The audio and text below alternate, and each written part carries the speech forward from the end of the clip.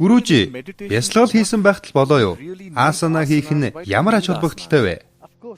Мэдээж хэрэг та нас өндөр дасгал хөдөлгөөн хийх дадал хэвшүүлээгүй, өвчтөй болоод хийж чадахгүй байгаа бол биеийн хүчний дасгал хөдөлгөөний нөрхөд үгүй ядаж амьсгалын дасгал бясалгалаа хийж угаарай. Бясалгалыг амин сүнснэ гэж үзвэл бусд нь амтлагаа төдий юм. Бясалгалд нарийн учир бий. Таны бие сүнсгүйгээр оршихгүйтэй адил сүнстэн ч биегүйгээр дангаараа орших боломжгүй.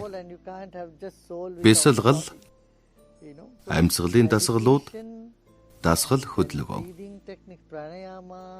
Зарим хүмүүс магадгүй би хүчирхийлэл эсвэл үнний зам мөрийг баримтлана гэж үзээд яма зэргийг төлөвшүүлэх орлого хийж өгч болох юм аа. Тэгснээр хожим нэгэн өдөр самадид хүрнэ гэж бодож байж болно. Патанжали 8 хөллийг дурдсан байдаг. Тэдгээр бол нэгэн зэрэг хөгжиж байдаг юм. Ээлжиж буюу нэгнийхээ араас хөгжиж байгаа юм биш ээ. Хэрвээ тэгж бодож байсан бол йогийн 8 алхам гэж нэрлэх байсан байх л да. Патанжали үгийн сонголтоо маш оновчтой бөгөөд учир жандсантай сонгосон байгаа юм. Патанжали ямагт 8 хөлөл гэж ярьж ирсэн. Эхийн хөвлөд боожж байгаа хүүхдийн хөлн төрүүлж боловсрч дараа нь гар нь толгой нь хөгждөг бай. Бүх эдэрхт нь нэгэн зэрэг хөгжиж байдаг. Түүнтэй адил йогийн 8 хөлөл гэж хэлдэг болохоос биш 8 алхам гэж хэлдэг. Алхам гэхээр нэг зүйлийг төрүүлж эзэмшээд дараагийн зүйлийг эзэмшнэ гэсэн утгатай. Харин энэ зам мөрдөр бол та хэдий чинээ үнэж, хэдий чинээ хүчирхийлэл эсвэл төхийг баримталж чадна.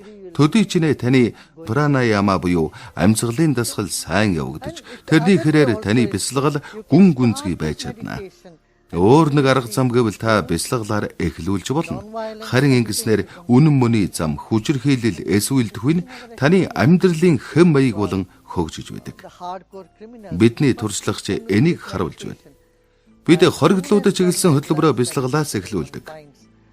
Бясалгал хийгээд тэдний уур хилэн арилж амар амгалан болж хүчирхийлэл эсвэл төхийг ойлгоо зогсохгүй. Сан чанарт нь өөрчлөлт гарсан байдаг. Тийм болохоор эдгээр нь хамтдаа хөгжиж байдгаа гэж хэлээд байгаа юм л да.